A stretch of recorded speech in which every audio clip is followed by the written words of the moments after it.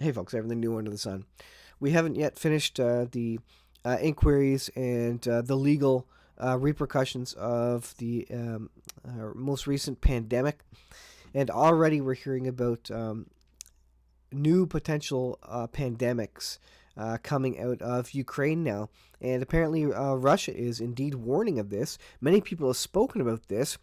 Russia seems to have known all these particular biolabs were in Ukraine, and that's one of the reasons why they decided that they had to go in there, because they had biolabs right on their border in Ukraine because of lack of rules, etc. And that the U.S. was really, apparently deeply involved in using this as a location to work on some of this bio warfare stuff that's happening.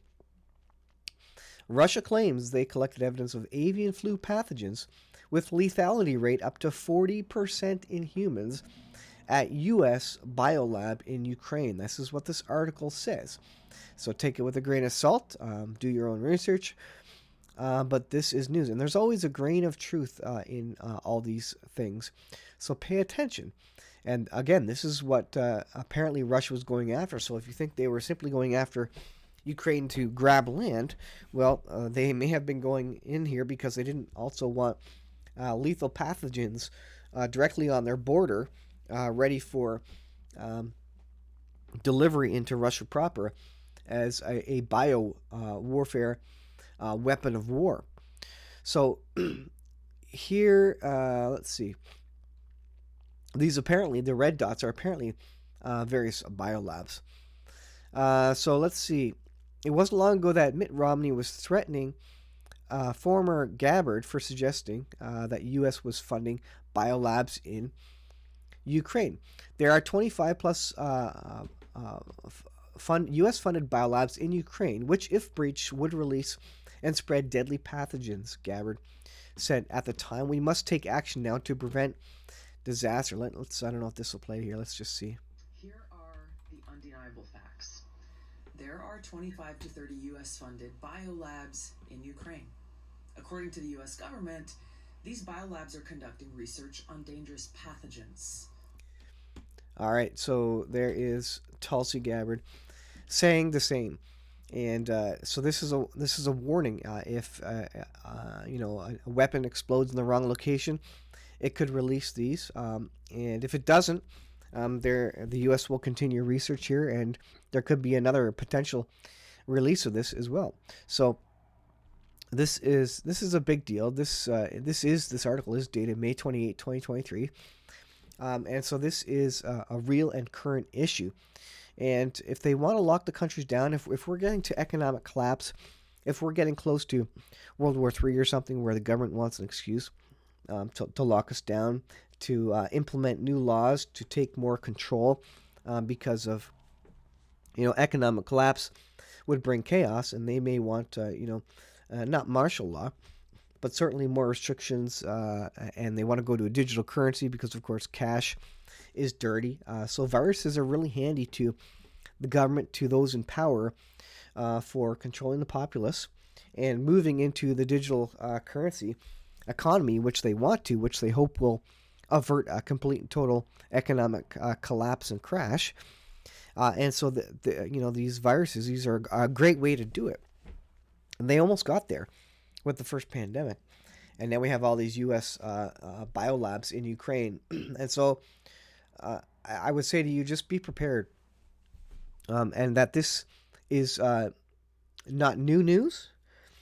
This is, evidence on the ground. Russia sees it there. Russia's trying to do something about it.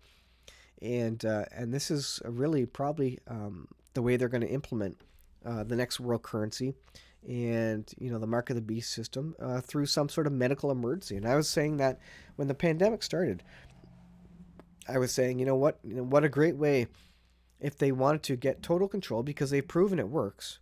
They want total control and to implement laws out of in the name of a public medical or health emergency. This is a great tool, and they know it. They know it worked. They know they got a lot of power. It worked for a while, a couple of years, and so they could, there could be uh, a mistaken release of such a deadly pathogen in the future. And then, of course, there would be a great emergency which they would not want to let go without making good use of. So, deadly pathogens, avian flu, 40% lethality rate in humans, which is massive. Of course, that would be absolute catastrophic, apocalyptic if that were to happen. But be prepared, folks. This stuff is not hearsay anymore. It's not something that's questioned anymore. We know it's happening. It happened in the Wuhan lab, and it is happening with other pathogens. And all these biolabs are in Ukraine, which is now war torn, and the security of which of any of these could be put into question or jeopardy at any moment based on the current fighting. So you need to be prepared, folks. This is coming down the line.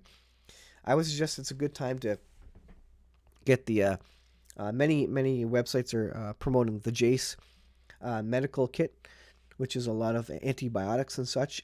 And if you know of alternative medicines and such, and I would say IVER,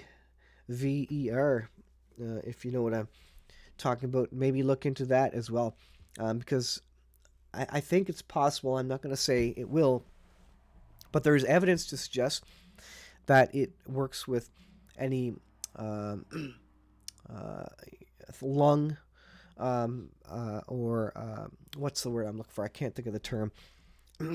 Any pathogen like cold, flu, anything in your lungs or throat. There is evidence to suggest that it helps in reducing the severity of that. So I'm not stating that as fact. I'm saying there's evidence to suggest that. You can watch Dr. John Campbell for information on that. And anyways, just get prepared. If you have a solution, some medicine that you know works for any airborne,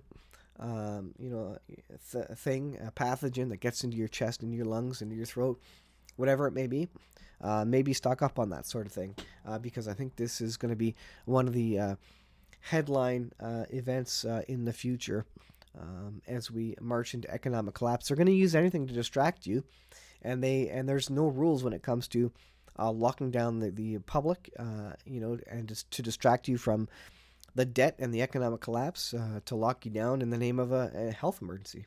And that's what the WHO, the World Health Organization, they are looking to consolidate control to that end as well, to have total power. And this stuff, while it's not directly described in the Bible in the last days, it's suggested that there is